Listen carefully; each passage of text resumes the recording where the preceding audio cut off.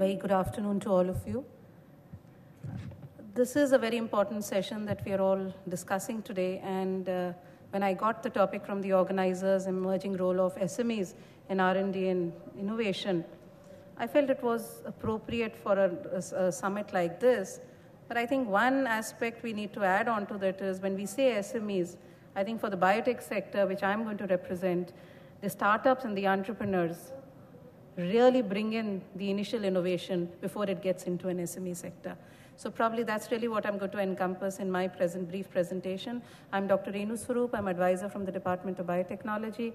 I'm also the managing director for BIRAC, a new public sector which was set up by the Ministry of Science and Technology for public-private partnership, innovation, research, promotion in the biotechnology sector. The whole area of SME innovation research, the chairperson began by saying it, Dr. Ranjan, and we had Dr. Neeraj Kumar giving you statistics. Even if you look at the biotech sector itself, I think one fact is established very clearly that if we talk about innovation research, if we talk about radical innovation, it has to come from the startups, entrepreneurs, and SMEs. Even the larger companies today are looking at these models of innovation research coming in, which can then be scaled up and taken forward. Because the startups, the SMEs, and the entrepreneurs are closest to the science and technology. They really are there. They need to understand what the discoveries are. They are at a stage where they can experiment with their discoveries, where they can actually take their innovations, but it then also puts a lot of responsibility on them and on people like us who need to support their innovation research to move forward. Because if you look at the highest risk of innovation research is at that level. Rightly said, if we need to promote startups and SMEs, while we do have a lot of opportunities for them, but the challenges are also enormous. The challenges are not only in the technology development, which science and the biotech sector itself is with a lot of challenges, but it's as they move on across the value chain, how do they move from their discovery to proof of concept, to the validation, to then actually reaching a product? Because that's what we are looking at finally. It's the finances, it's the mentorship, it's the network, it's the whole ecosystem which needs to support them. And I think it was keeping that in mind that for the biotech sector, when we looked at what really is basically the biotech vision, it was very clearly articulated as achieving US $100 billion by 2025. We are today at something between 4 to 5 billion. It's a huge target for us. The current size of the biotech industry can do that, but then that's the core industry. We need to stimulate the entire network that we have of startups and SMEs along with us. If you see what really are the drivers for it, there are a large number of drivers. If you talk about science and technology and the societal changes, those are most important. The science and technology comes from the research community that works.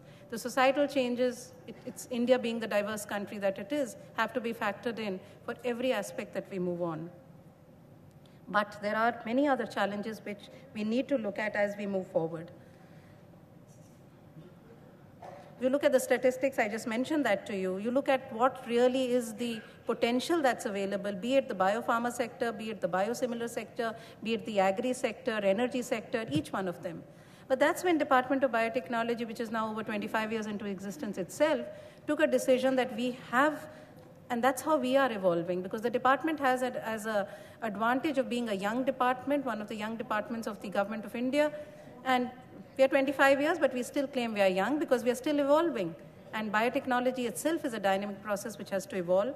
So we moved from the discovery where we put in all our initial funding to strengthen the public sector research system in terms of R&D, in terms of capacity building, in terms of infrastructure strengthening.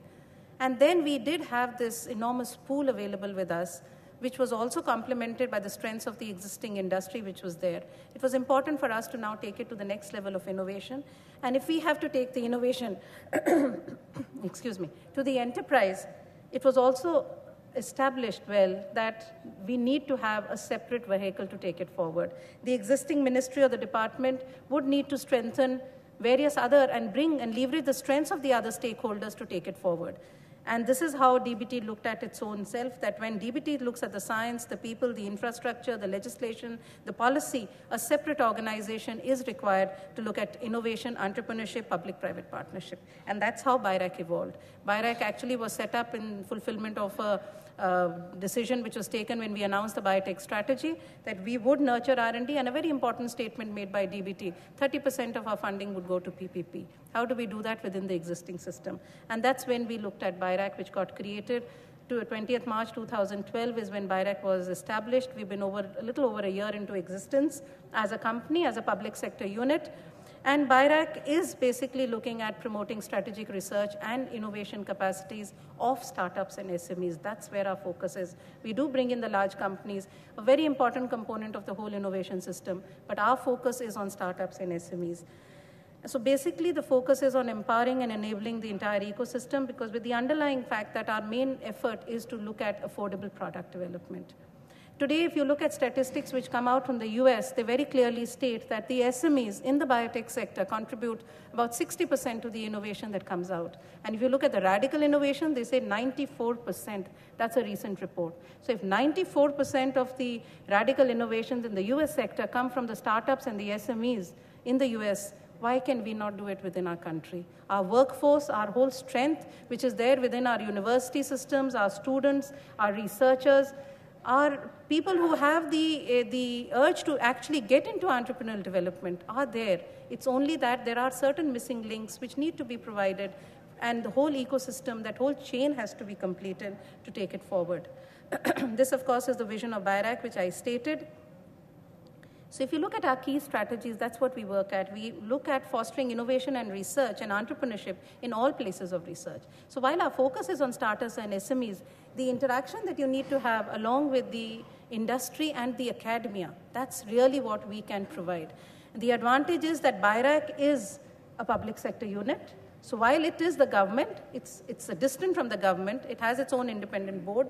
It's more keen to the university, to the startups. It's more accessible to them, and it can take it forward. So that's how we move. This is a slide which you may not be able to read. It's seeming very cluttered. But what I was only trying to tell you is this is how we are creating that whole ecosystem.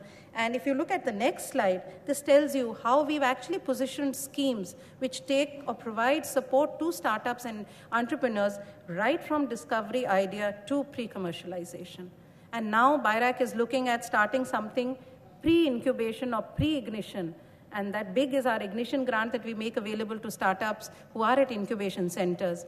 And what we're looking at as a pre-incubation is setting up of university innovation clusters. We're actually thinking of now going to universities, creating these innovation clusters along with the National Innovation Council, providing them fellowships for innovation, so that's where the risk is. That's why when we have PhD students or the scientists who come out of their laboratories, they really don't know what to do. They do want to set up an enterprise. They're not sure whether their discovery is going to work, and that's when we lose them. They go to the various countries, they go to US, they go to Europe, they're picked up by the Stanfords and the MITs because they have an ecosystem that's there. Can we not create a Stanford and an MIT within India? So that's what we are hoping we would be able to do. Create these university innovation clusters, give them a 3-year innovation fellowship. They've been taken care of for 3 years. At the end of 3 years, they take a decision. Do we want to get into an incubator or create our enterprise, or just continue with our PhD research? So that's what, this has been very successful. Our grants have been successful. We have an incubator scheme that we've set up. We've supported over 70,000 square feet of incubation space. Today, in our network of programs or companies and startups that we've funded, we have nearly 200 companies that we funded through various schemes. And in these 200, I would say about today, nearly 60% to 70% are startups and SMEs. So it's only about 30% of our funding which goes for the validation, the clinical trials, field trials, that funding. The smaller innovation research is all happening with the startups and the SMEs. So lastly, I would just like to conclude by telling you that all these products, and you'll see we have a BIRAC stall in the exhibition. Most of what I'm giving you statistics here is in the panels there. I would request those of you who have not visited it, just go and have a look at some of our statistics. It will tell you that most of these products, and especially this, the diagnostics and the devices, we have a lot of entrepreneurs, and most of them have actually come out, and these are products which are today in the market. This is something where we bring in the engineers from the IITs, we bring in the people from the chemistry, we bring in the biologists, we bring in the biochemists, they all work together and we can take them forward. So this is really what BIRAC is looking at. BIRAC has the schemes and the provisions. The government is today very clear. We spoke about the science and technology policy. We hope that we are already contributing to many of these aspects which have been indicated, and we hope that this vision of the biotech map that we have for the country would not be fulfilled only by the large companies, by the startups and the SMEs as we take it forward. Thank you very much.